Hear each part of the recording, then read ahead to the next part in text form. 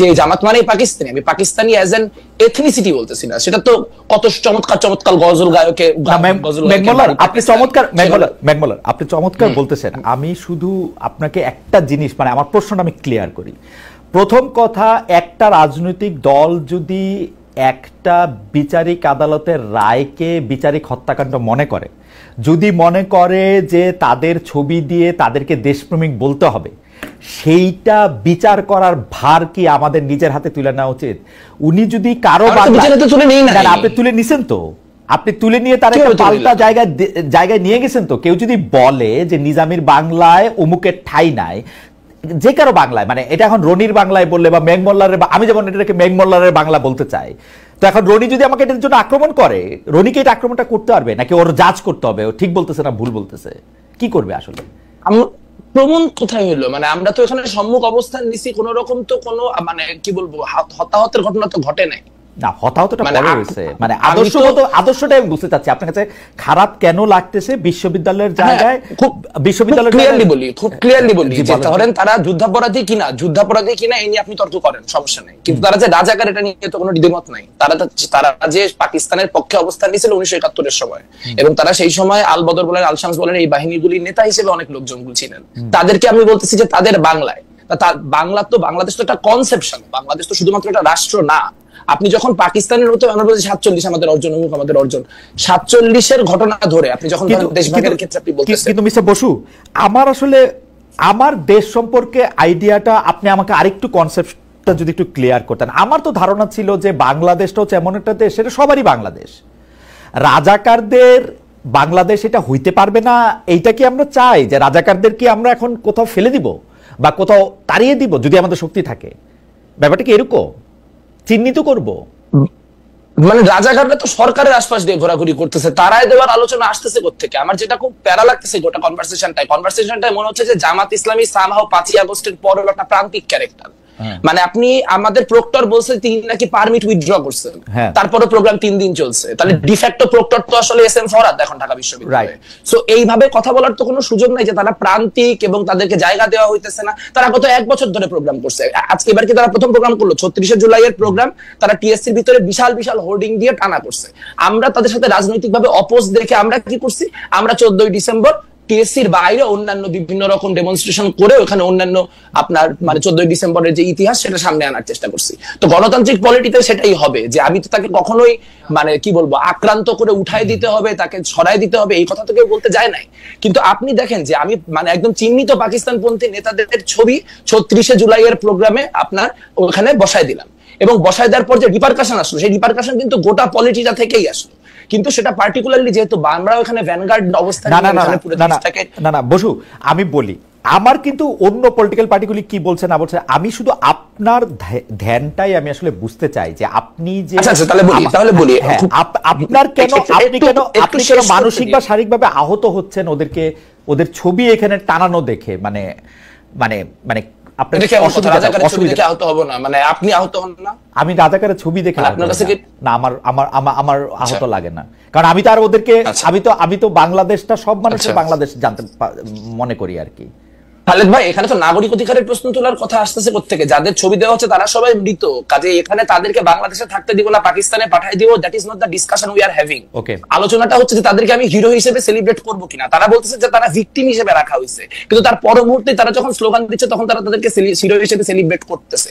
এখন আপনি চাইলে এটা রাখতে পারেন, তাহলে খুব ফাইন, যে হইতেছে এরকম হবে 5 বছর 2-4-5 বছর পরে আমরা আওয়ামী লীগের ক্ষেত্রে এরকম হবে যে আমরা আওয়ামী লীগকেও এরকম ভাবে একটা এন্ট্রেন্স পলিটিক্সে দিয়ে দিব সবাই মিলে, যে হচ্ছে তারাও এরকম একই কাজ করতে পারে, তারা শেখ হাসিনার বাংলায় অমুকের ঠাই নাই আবার হবে বাংলাদেশে। কিন্তু তাহলে গণহত্যা কোয়েশ্চেনটা আসলে আমাদের কাছে সিরিয়াস না, আমাদের কাছে এটা সিরিয়াস এনাফ না যেটাকে আমরা লেফট ভার্সেস রাইট বা এই লেন্সে আমাদেরকে দেখতে হচ্ছে। কোয়েশ্চেন এটা না যে ওখানে বামপন্থীরা এরকম অবস্থান নিল কেন, কোয়েশ্চেন হচ্ছে এইটা যে আরো সবাই মিলে নিতে পারলো না কেন। একটা ছোট্ট জিনিস বলি যে আমি যখন বলতেছি পাকিস্তান, আমি পাকিস্তান তখন একটা ধারণা হিসেবে বলতেছি, আমি পাকিস্তান একটা কনসেপ্ট অ্যাজ অ্যান আইডিওলজি বলছি, আমি পাকিস্তান অ্যাজ এ নেশন হিসেবে বলতেছি না। পাকিস্তানি হওয়া কোনো দোষের কিছু না, অনেক ভালো ভালো মানুষ পাকিস্তানি, আমাদের অনেক পাকিস্তানি কমরেড আছে। আমরা যখন বলতেছি মানে আপনার গোলাম আজম পাকিস্তানি, তার মানে গোলাম আজম তো 1972-এর পরে পাকিস্তানের সিটিজেনও ছিলেন, পুরো পাকিস্তান পুনরুদ্ধার কমিটির কাজ কর্ম তারা করেছেন। সেই জায়গা থেকে আমার মনে হয় মেঘমুল্লাহ, আমরা একটু সময় নেই, মানে আপনার হয়তো আমি আর আপনি কোন একটা জায়গায় কানেকশনে একটা অসুবিধা হইতেছে কিনা আমার কাছে মনে হয় যে আপনি বাংলাদেশে আইন আদালত আছে, পাশাপাশি বাংলাদেশে রাজনৈতিক কর্মকাণ্ড চলবে, রাজনৈতিক দলগুলিও থাকবে, কিন্তু একটা রাজনৈতিক দল আরেকটা রাজনৈতিক দলের বিশ্বাসকে বা তার ইডিওলজিকে আপনি কাউন্টার করার জন্য ওইখানেই সশরীরে দাঁড়ায় এই প্রতিবাদটা করবেন কিনা, এবং এই প্রতিবাদটা আসলে সেই জায়গায় যদি বিশ্ববিদ্যালয়ের কর্তৃপক্ষ স্টেপই না করতো তাহলে এটা আরো একটু খারাপ জায়গায় যাইতো কিনা, আমি ওইটা বুঝতে চেষ্টা করতেছি যে আপনার মনটা। যেমন আপনি আমার প্রশ্ন করলেন রাজাকারের ছবি দেখলে কি আমার খারাপ লাগবে না, না আমার লাগবে না। ছবি দেখার সাথে খারাপ লাগার কোনো সম্পর্ক নাই, কারণ আমি আমার ইডিওলজি জানি, আমার ইডিওলজির সঙ্গে অন্য একটা ইডিওলজি আমাকে ব্যাহত করে কিনা বলতে আমি বুঝাতে চাই যে বাংলাদেশের সবার মতই থাকবে। আপনার মতটা যদি এখানে আপনি একটু বলতেন যে কেন আমাকে একটা ছবি দেখে খুব বিহব্বল হয়ে যেতে পারবে, কেন একটা স্লোগান শুনে আমাকে খুব কেঁপে উঠতে হবে, কেন, কারণটা কি? কারণ এখানে আমরা খুব স্পষ্টত দেখতে পাচ্ছি 24-এর যে অভ্যুত্থান, সেই 24-এর অভ্যুত্থানকে নানান ফর্মে 1971-এর কাউন্টার হিসেবে জামাত শিবির দাঁড় করানোর চেষ্টা করতেছে। এটা কোনো আইসোলেটেড ইনসিডেন্ট না, এই ইনসিডেন্ট গুলা বারবার করে ঘটতেছে। মুখপত্রে বারবার করে লেখা হচ্ছে যে জামাত হচ্ছে কি কিছু মুসলমান ভুল বুঝে মুক্তিযুদ্ধে অংশগ্রহণ করছিল, সেই জায়গাটা নিয়ে আবার যখন যথেষ্ট চাপ আসতেছে তারা সেখান থেকে সরে যাচ্ছে। মানে এই সোহরাওয়ার্দী উদ্যানে একটা প্রোগ্রাম করার সুযোগ পাইছে, প্রোগ্রাম করা শেষে প্রথম কথা বলছে যে 7ই মার্চেও এত লোক হয় নাই, সোহরাওয়ার্দী উদ্যানে যে পরিমাণ লোক হয়েছে। এখন মুক্তিযুদ্ধের বিরুদ্ধে অবস্থান নিয়ে যদি আপনারা গণ্যমান্য ব্যক্তি আপনারা যদি সিদ্ধান্ত নেন যে বাংলাদেশে জামাত ইসলামী মুক্তিযুদ্ধের বিরোধিতা করলেও রাজনীতি করতে পারবে, রনি ভাই আছে, রনি ভাই অনেক পোস্ট মডার্নিজম, মুক্তমুখ, লেনিনিজম নানান কিছু দিয়ে ব্যাখ্যা দিতে পারবে যে হ্যাঁ মুক্তিযুদ্ধ বিরোধী অবস্থান নিয়ে বাংলাদেশে রাজনীতি করা যাবে, ফাইন, সেটা আপনাদের পলিটিক্যাল অবস্থান, এটা আমাদের পলিটিক্যাল অবস্থান না। আমাদের পলিটিক্যাল অবস্থান হচ্ছে ছাত্র শিবির নতুন প্রজন্মের, তারা যদি রাজনীতি করতে চায়, তারা যদি বাংলাদেশে অন্য সবার সাথে মিলে রাজনীতি করতে চায়, ওয়েল অ্যান্ড গুড। আমরা 24 অভ্যুত্থানের মধ্যে দিয়ে আসছি, আমরা চাই নাই যে পুরানো যে মানে গ্যাঞ্জাম গুলো সেই গ্যাঞ্জাম গুলো ফিরে আসে, কিন্তু তারা যদি বারবার করে মুক্তিযুদ্ধের ব্যাপারটাকে ট্রিগার করার চেষ্টা করে তাহলে আমরা ট্রিগার্ড হব, এবং আপনি কনস্ট্যান্টলি ট্রিগার করার চেষ্টা করে কেউ ট্রিগার্ড হলে তখন ভিকটিম প্লে করবে, এটা হইতে পারে। ওকে, মেঘমাল্লার বসু তার অবস্থান পরিষ্কার করেছেন। আমরা একটু আবার রেজাল করিম রনির কাছে যাই এই বিষয়টি একটু বোঝার জন্য।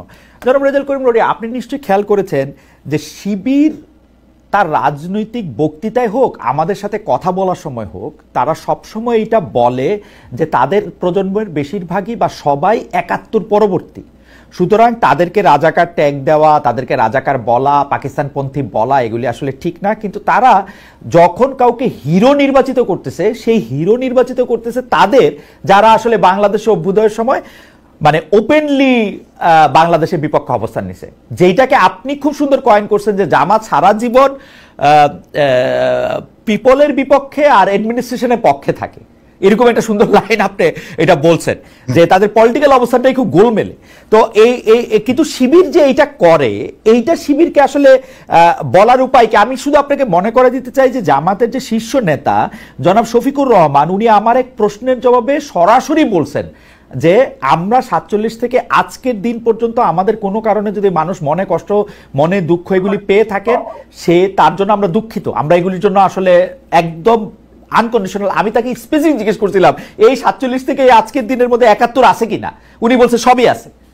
তো আপনি যদি একটু আমাদের বলতেন যে শিবির আসলে নিজের কি দেখাইতে চায়, মানে শিবিরের মানে হিসাবটা কি আসলে? আচ্ছা দেখেন, আমি আপনার একটা আগের আলোচনাতে আসি। দেখেন, জামাত শিবির এখানে রাজনীতি করবে কি করবে না, এটা অন্য কারো শর্তের মাধ্যমে সে করবে না, অন্য কেউ শর্ত দিতে পারবে না, সে তো আর মতো করে তার একটা জায়গা আছে। দেখুন এখানে আপনারা যে লম্বা আলোচনাটা করলেন, এখানে আমার মনে হয় একটা জায়গা মিসিং আছে, সেটা হলো যে কোশ্চেন অফ টলারেন্স। আপনি এটাই বুঝাইতে চাচ্ছিলেন আমার মনে হয়, যদি আপনার আলোচনাটা আমি বুঝে থাকি। যে ধরেন জামাত শিবির একটা ইতিহাসের রং সাইডে রাজনীতি করে, in the wrong side of হিস্ট্রিতে দাঁড়ায় রাজনীতি করে ধরেন, এবং এই ব্যাপারে সে তার কোনো স্পষ্ট পজিশন নাই, সে ক্লিয়ার করে না। আমি পুরা ডিসকোর্সটাই বলতেছি, ধরেন জামাত শিবির দুইটা মিলে, দুটাকে আলাদা না করে যদি বলি, তো হোয়াটস রং উইথ দ্যাট? এটা সে করতে পারবে না? এটা সে ডেফিনেটলি করতে পারবে, এবং এর জাজমেন্ট পিপল দিবে, পিপল এটা গ্রহণ করবে কি করবে না এই দায় পিপলের উপর ছেড়ে দেবে। কিন্তু আপনি যেটা করছেন, আপনি টলারেন্সের কোনো কালচার চর্চা করছেন না। আমি বলি যে বাংলাদেশে টলারেন্সের কালচারটা নষ্ট করছে কিভাবে? নষ্ট করছে এরকম ফ্যানাটিক ইডিওসেন্ট্রিক লোকগুলো। কিভাবে তারা নষ্ট করছে? দেখেন, একটা সমাজে টলারেন্সি ফার্স্ট দেন ডেমোক্রেসি। আমাদের সমাজে ডেমোক্রেসি কেন আসে নাই? কারণ আমরা জাজমেন্ট করি একটা লোককে আমার ইডিওলজির সাপেক্ষে।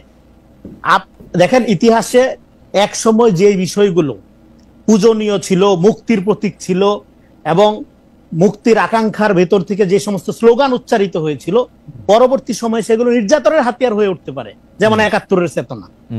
৭১-এর চেতনা এখানে গণহত্যাকারী চেতনা হয়ে উঠেছিল, এবং আওয়ামী লীগ এই ৭১-এর জনযুদ্ধটাকে একটা আওয়ামী যুদ্ধে পরিণত করছিল, এবং সেই চেতনা ব্যবহার করে, এবং রনি আপনার নিশ্চয়, আমাদের নিশ্চয় সবার মনে আছে, সেই চেতনা ব্যবহার করে মেঘ মোল্লারের চক্ষু আক্রান্ত করছিল, কিন্তু সেই চেতনা ব্যবহার করে সেই চেতনা ব্যবহার করে মেঘবল্লারকে পিটানো হয়েছে, মেঘবল্লারকে পেটানো হয়েছে, তার চক্ষু এই চেতনা ব্যবহার করেই করা হয়েছে, এক্স্যাক্টলি করা হয়েছে, এবং বিশ্বজিৎকে হত্যা করা হয়েছে এই চেতনা ব্যবহার করে, বাচ্চা বাচ্চা ছেলেদের গুলি করা হয়েছে এই চেতনা ব্যবহার করে। একটা ছাত্রলীগের ছেলে যখন একটা কিশোরকে কোপাচ্ছে, একটা মানুষ তো মানুষকে কোপাইতে পারে না, সে কোপাচ্ছে রাজাকার মনে করে, যে সে একটা 13 বছরের বাচ্চাকে রাজাকার মনে করে কোপাচ্ছে। এই যে যখন আপনি ইডিওলজিক্যাল ডক্ট্রিনের মধ্যে ঢুকে একটা মানুষকে ডিহিউম্যান করে ফেলবেন, করে তাকে আপনি হত্যাযোগ্য করে তুলবেন, ইট বিকাম ফ্যাসিজম। আচ্ছা, এইটাই ফ্যাসিস্টিক আইডিয়া। আপনার বাক্যটা শেষ হলে আমি আরেকটা বাক্য, আমি একটা ছোট্ট প্রশ্ন আপনাকে শেষ করতে দেন। আচ্ছা, আপনি শেষ করে দিলে আমারে বলেন, শেষ করে দিলে আপনি বলেন। হ্যাঁ, আমার একটা প্রশ্ন করার আছে। ফলে এইখানে আমাদের এই যে ইডিওলগ যেটা করলো, হ্যাঁ, এবং এই মুক্তিযুদ্ধের বয়ানটাকে কারা নির্মাণ করছে? কলকাতাপন্থী বুদ্ধিজীবীরা নির্মাণ করছে, যাদের সাথে রণাঙ্গনের মুক্তিযুদ্ধের কোনো সম্পর্ক নেই, বড় অর্থেই নাই, তারা এটাকে গড়ে তুলছে। ফলে এখানে মুক্তিযুদ্ধের আওয়ামী ন্যারেশনটা যেরকম আমাদের জাতীয় ইতিহাস নির্মাণের ক্ষেত্রে আমাদের বাধাপ্রাপ্ত করছে, এট দ্য সেম টাইম জামাতের জন্য ৭১ একটা বারমুডা ট্রায়াঙ্গেলের মতো। এইটা আপনি ঘুরা ফিরা যখনই এটার উপর দিয়ে যেতে যেতে ফল করে, হ্যাঁ, এটা ওই যে আপনার বারমুডা ট্রায়াঙ্গেল একটা ব্যাপার আছে না, প্লেটের উপর দিয়ে গেলে এটা নাকি আপনি শেষ করলে, আমি শেষ করলে একটা, ফলে এখন প্রবলেমটা যেটা হলো, হ্যাঁ, যেটা বলতেছিলাম, ফলে আপনি দেখেন যে রাজাকার একটা ঘৃণিত শব্দ ৭১ সালে, ২৪-এ কিন্তু আমি কে তুমি কে রাজাকার, এইটাই মুক্তির স্লোগান হয়ে উঠলো। ফলে আপনি যদি রাজাকার একটা চিরকালের ঘৃণিত শব্দ, জামাতের একটা পজিশন, এটা চিরকালের রং পজিশন, এই জায়গায় যদি ধৈর্য থাকেন, তাহলে প্রবলেমটা যেটা হবে, আপনি ইতিহাসের নামে একটা ইতিহাস বিবর্জিত পজিশন নিলেন। ওকে রনি, যে রাজাকার আমি প্রশ্নটা করি, অপরাধী, কিন্তু সেই রাজাকার স্লোগান দিয়েই ২৪-এ যে মুক্তি ঘটাইতে হলো, আমার মনে রনি, আপনি আমাকে একটু প্রশ্নটা করার সুযোগ দেন। আপনি টলারেন্সের কথা আমি শেষ করি, নইলে এখানে ভুল বুঝবে। আচ্ছা, শেষ করেন। ফলে এই যে যেই চিন্তাটা, যেই বাক্যটা ৭১ সালে এত ঘৃণিত ছিল, পরবর্তী সময়ে, এবং যে মুক্তিযুদ্ধের চেতনা, ডেফিনেটলি এটা একটা ইমোশনের ব্যাপার ছিল। ৭১ থেকে যারা যুদ্ধ করে ফেরত আসছে, নতুন দেশ গঠন করতে চাচ্ছে, পরবর্তী সময়ে সেটা গণহত্যার হাতিয়ার হয়ে উঠলো। পরবর্তী সময়ে এই রাজাকারি আবার একটা ইতিহাস একটা আয়রন জ্যাকেট ফিক্সড ব্যাপার না। আপনি প্রশ্নটা করেন।